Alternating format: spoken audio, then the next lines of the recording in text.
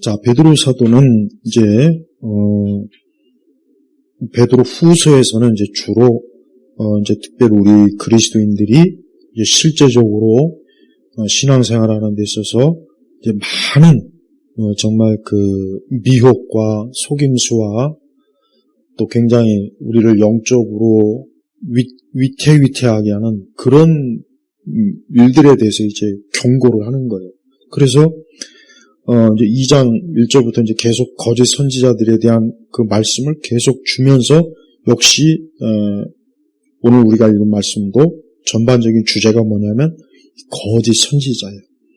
근데 이 거짓 선지자들의 특징이 뭐냐, 몇 가지가 여기 나와 있는데, 이제 10절, 11절의 이 내용은 이제 유다서의 1장에 보면 사실 나오는데, 이제 모세의 시체를 가지고 미가엘과 이제 그 당시에 사악한 천사가 이제 서로 막 그 부분을 가지고 막 하다가, 그러나 미가엘이 이상하게도 그 유다서에 보면은 우리 같으면은 그냥 버럭하면서 그냥 좀 저주를 이렇게 풀 것 같은데, 미가엘이 어떻게 했냐면, 유다서 1장 9절에 보면은,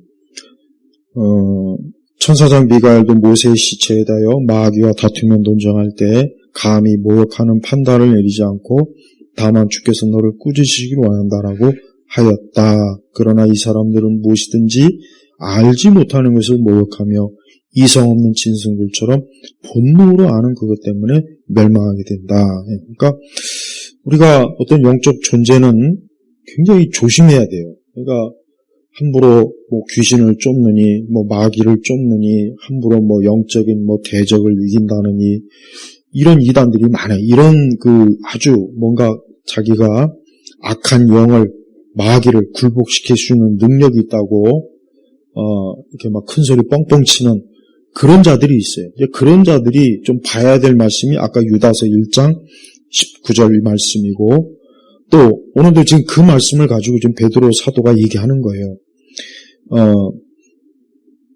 11절에 더 큰 힘과 능력을 가진 천사들이라도 주님 앞에서 그들을 거슬러 모욕하는 고발하지 않는다. 왜 그러냐? 이 영적인 초자연적인 존재들은 우리 사람이 감히 상대할 수가 없어요. 괜히 허세와 허영심으로 나는 마귀와 사탄을 굴복시킬 수 있다. 나는 귀신을 막 쫓아낼 수 있다. 나는 악한 영을 쫓아낼 수 있다. 이런 거짓 교사들이 많아요. 여러분 조심해야 돼요. 분명히 말씀에도 그들은 대담하고 거만하여 두려움 없이 영광스러운 존재들을 모독한다. 그러니까 우리가 악한 이 영적 대적자들을 우리가 왜 조심해야 되느냐? 그들을 상대할 수 있는 것은 주님이지 우리가 아니란 말이에요. 우리가 못돼요. 절대 못합니다. 우리는 절대, 여러분, 마귀는요, 이 인류의 70, 80억 인구가 되들어도 마귀는 손가락 하나, 진짜 손 하나 까딱 안 하고도 그냥 한순간에 다 이 인류 전체를 당해 전멸시킬 수 있단 말이에요. 그러니까 마귀는 우리가 사람이 상대할 수가 없어요. 그러니까 우리가 함부로 마귀를 대적한다, 여러분 대적기도 이런 거 많이 하죠. 이상한 그 선교단체에서 특히 많이 하죠. 무슨 대적기도를 한다는 둥, 땅 밟기를 한다는 둥, 무슨 귀신 축사를 한다는 둥, 이게 다 사실은 굉장히 위험한 짓이라. 그러니까 그런 거 하면 안 돼요. 그러니까 우리가 항상 이 영적인 존재들은 우리가 상대할 수 있는 게 아니라 그리스도께, 예수님께서만 이 영적 존재를, 그러니까 아까 미가엘도 주께서 너를 책망하시기를, 주님께서 이 사단, 너를 정죄하실 것이고 주님께서 너를 무너뜨릴 것이다. 이렇게 했지, 미가엘이 내가 너를 정죄할 것이고 내가 너를 쫓아내, 이러질 않았잖아요. 하물며 천사장도 이랬는데, 어떻게 사람이 죄인된 우리가 마치 뭐나 된 것처럼, 그러니까 여러분 유튜브에 보면은 막 귀신을 자기가 막 쫓고 마귀의 권세를 짓밟고 대적 기도로 귀신을 굴복시킨다는 둥, 악한 영을 쫓아낸다는 둥, 이런 허세를 부리는 이 가짜 목사들이 너무 많습니다. 너무 많아요. 그게 잘못된 거예요. 정말 조심해야 돼요. 물론 우리가 기도할 때 악한 것을 하나님께서 악한 것에 대해서 우리가 물론 나름대로 대항하라고 물론 기도할 수 있겠지만 우리가 하지는 못해요. 내가 하는 것이 아니라 그리스도께서 하는 거지. 그래서 우리는 그런 영적 허세, 허영, 잘못된 마치 그리스도가 아닌 자기가 마치 뭔가 그런 영적 초자연적인 존재를 굴복시킬 수 있다는 그런 과대, 그런 망상이나 그 능력을 얘기하는 사람들은 저거는 거짓 교사의 표적이다. 딱 표시다. 그렇게 알고 있어야 돼요. 반드시 그렇게 알아야 됩니다. 그렇지 않으면 마치 그냥 예수님의 능력이 이 사람에서 나타난다. 이렇게 오해를 하게 돼버려요. 그게 굉장히 영적으로 엄청난 해악이라는 걸 꼭 알아야 됩니다. 그러면서 계속 이 거짓 교사들의 특징은 뭐냐? 자, 그러나 이들은 본래 잡혀 죽기 위해 태어난 이성 없는 짐승 같아서 알지 못하는 것들을 모독하는. 자, 알지 못하는 것.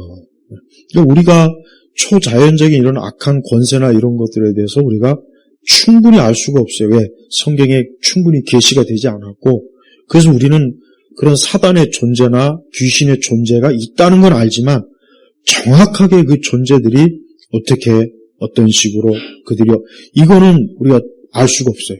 정확하게 모릅니다. 근데 마치 그와 같은 것들을 다 안다는 식으로 아까 얘기한 것처럼 그런 것들을 자기가 제압할 수 있다. 자기가 막 그런 것들을 쫓아낼 수 있다. 이런 걸 하면 안 되는 거예요. 그래서 안 되는 거예요. 그래서 그들이 멸망 가운데서 멸망을 당하게 맞아요. 똑같은 거예요. 그러니까 이런 거짓 교사들은 그런 악한 그 영적 세력과 똑같이 같이 멸망하는 거예요. 왜? 똑같은 길을 가기 때문에 그러는 거예요. 자, 13절에 그들은 불의의 대가로 불의를 당할 것이며 대낮에 연애를 즐기는 것을 기뻐한다. 이들은 너희와 함께 연애할 때 자신들의 속임수와 방탕을 즐기니 오점과 흠이다. 그러니까 거짓 교사들의 특징이 뭡니까? 이 사람들은 어때요? 이 사람들은 자기 육체의 쾌락을 따라 사는 거예요. 자기 육신의 쾌락을 따라서 사는 거예요. 그래서 이 거짓, 하여튼 영적으로 거짓 교사나 이 거짓 목회자의 그 대표적인 특징이 뭐냐면 그들은 육적인 것을 쫓아서 사는 것을 낙으로 삼는 거예요. 하나님의 말씀과 기도와 하나님의 신실한 일꾼, 이 사명을 감당하는 낙으로 사는 것이 아니라 저들은 어때요? 자신들의 육적인, 여기서 연애가 뭡니까? 연애, 축제. 맨날 파티하고 놀고, 여러분 가끔 승려들이 노래방 가고 술집 가고 룸사롱도 가고 그런 게 가끔 기사에 나와요. 근데 그게 불교만 있을까요? 그게 기독교는 없을까요? 천주교는 없을까요? 있어요. 있습니다. 왜 없습니다? 있어요. 있다고요. 또 이단 사역자들은 대표적으로 사이비 이단은 여기 나와 있는 모든 것들을 그대로 다 해요. 그래서 우리가 이 사이비 이단 사역자들을 가만히 보면은 굉장히 그들이 왜 마귀에게 속했냐는 건 다른 걸 떠나서 일단 가르침이 일단 잘못됐다는 거. 근데 두 번째로 그들 자신이 오늘 여기 말씀대로 그들은 속임수와 방탕. 입만 열면 거짓말하고 그다음에 그걸 그렇게 해서 그 신도들의 물질적인 걸 뺏고 또 그런 사기를 치고 거짓으로 빼앗아갖고 자기들의 방탕하는 그 재료로 그들이 삼는 겁니다. 이래서 문제라는 거예요. 그러니까 절대 이런 그 거짓 교사나 사이비 이런 것들이 왜 잘못됐냐? 그들은 그냥 자기들의 그 육적 방탕을 위해서 사람들을 노예로 삼고 이용해 먹는 거예요. 근데 그것도 모르고 오늘도 얼마나 많은 영혼들이 그런데 가가지고 지금도 거기가 마치 무슨 대단한 신령한 곳인 줄 알고 그 앞에서 그냥 그러지 않습니까? 예전에 지금은 많이 이제 우리 개신교의 기도원 사역이 많이 좀 쇠퇴하긴 했지만 사실 기도원이 썩 좋은 곳은 아닙니다. 그러니까 기도만 순수하게 하면 좋은데 그러나 기도원이 굉장히 문제가 많았어요. 그래서 기도원도 그런 부분에 있어서 사실은 좀 안타까웠던 게 많았다는 거. 네, 물론 요즘은 이제 기도는 거의 뭐 이제 우리나라 기도는 이제 거의 다 쇠퇴해버렸어요. 참 안타까운데 그래도 어쨌든 우리가 항상 하나님 앞에 기도하고 하나님을 찾는 이러한 살아있는 성도는 언제나 그 일을 중요하게 여깁니다. 비록 그런 사역에 있어서 문제가 좀 많았다고 해도 그러나 그거는 그거고 그러나 기도하는 사람은 자기 기도를 꼭 해야 돼. 자기 기도는 꼭 해야지. 예. 근데 가장 좋은 거는 우리가 그런 기도원에 가서 기도하는 것보다는 우리는 하나님의 교회 예배당에서 기도하는 게 가장 좋습니다. 또 아니면 우리 주인 말씀대로 골방에서 자기는 처소에서 기도하면 얼마나 좋습니까? 왜 주님께서 왜 뭐 그런 데서 기도하면 안 들어주시네? 그런 게 어디 있어요? 우리 주님은 온 모든 영역을 다 지배하시는데 우리가 땅속 깊은 곳에 가서 기도해도 들으시는 분이고 저 산꼭대기에 가서 기도해도 들으신 분이고 우리가 길을 가다가 하나님 앞에 내 마음속으로 기도해도 들으시는 분이에요. 내가 직장에서 일하면서 하나님 앞에 짧게 기도해도 들으시는 분이에요. 그러니까 우리는 그런 기도의 생활을 접으면 안 됩니다. 그러나 이 거짓 선지자들은 거짓 사입 이단뿐만 아니라 이런 기성, 이런 우리 교회에도 이런 이들이 많이 있다는 거 우리가 알아야 됩니다. 자, 14절에 그들은 음란이 가득한 눈을 가지고 죄짓기를 쉬지 않으며 굳세지 못한 영혼들을 유혹하며 탐욕에 단련된 마음을 가진 자들이 저주받은 자식들이다. 그들은 유혹을 받아 바른 길을 저버리고 부올의 아들 발람의 길을 따라가는 자들이다. 발람은 불의의 품삯을 사랑하다가 자신의 범죄 때문에 책망을 받았으니 말 못하는 나귀가 사람의 소리로 말하여 이 선지자의 미친 행동을 막았다. 우리 구약성경에 보면은 이 발람 선지자의 이야기가 나오지 않습니까? 이스라엘을 좀 저주해달라고 막 그냥 옆에서 발락이 부탁하니까 나는 그렇게 할 수 없다고 뭐 어쩌고 저쩌고 막 이렇게 막 사양하는 척 하다가 그렇지만 또 뭔가 좀 많은 걸 줄 것 같으니까 냉큼 또 받아들였잖아요. 근데 하나님께서 그에게 어떻게 했어요? 나귀의 입을 열어가지고 그 선지자를 호되게 책망했죠. 지금 나중에 근데 이 발람은 이스라엘이 그 가나안을 점령할 때 발람을 죽였어요. 왜? 하나님의 그 신실한 그 예언의 사역을 하지 않고 그런 거짓, 그런 탐욕을 가지고 했기 때문에 또 그로 인해서 이스라엘을 타락하게 했기 때문에 하나님께서 그 발락을 저주해서 그는 이스라엘의 정복군들에 의해서 죽임을 당했습니다. 자, 바로 이래. 여기서 탐욕, 14절에 보면은 유혹하고 탐욕하고 굳세지 못한 영혼들을 자꾸 흔들고 또 불의의 품삯을 사랑하고 자, 이 모든 것들이 뭡니까? 거짓 선지자들이 저들이 어때요? 저들이 실체가 하나님의 신실한 일꾼이 아니고 거짓의 마귀의 일꾼이라는 것을 이런 것으로 이제 드러난다는 것이에요. 근데 베드로 사도는 이와 같은 것들이 많이 일어날 거라는 거예요. 많이. 드문드문 일어나는 것이 아니라 많이 일어날 것이다. 많이 일어날 것인가? 이런 것들을 항상 우리 성도들이 주의하고 조심하라. 그래서 17절에 이들은 물 없는 셈이며 물 없는 셈이 무슨 소용이 있겠습니까? 그건 셈의 역할을 못하죠. 폭풍에 밀려가는 안개이니 그들에게는 캄캄한 어둠이 준비되어 있다. 그들은 헛된 자랑의 말을 하여 잘못된 생활을 하는 자들에게 간신히 피해 나온 자들을 육체의 정욕 곧 음란으로 유혹하여 그들에게 자유를 준다고 약속하지만 자신들이 바로 멸망의 종들이니 누구든지 진 자는 이긴 자의 종이다. 네, 그래요. 우리가 마귀와 이 거짓 교사에게 지면 안 됩니다. 그러면 우리는 그들의 종이 되는 거예요. 우리가 신천지나 신천지 무슨 이만이니 뭐 구원파도 세 종류가 있죠. 그 다음에 또 무슨 뭐 통일교는 뭐 종교적인 그 표면 활동은 우리 한국에서는 거의 그렇게 많이는 하지 않지만 어쨌든 통일교도 그렇죠. 몰명교 그렇죠. 안식교도 그렇죠. 또 저 하나님의 교회도 그렇죠. 자, 그들은 뭡니까? 우리 영혼을 인간의 영혼과 마음과 육체를 집어삼키려고 하는 이 사단의 종들이란 말이에요. 사단의 세력이에요. 그러니까 그들에게 지면은 우리는 그들의 종이 되는 거예요. 그들에게 종 노릇하는 거예요. 그러니까 절대 지면 안 된다.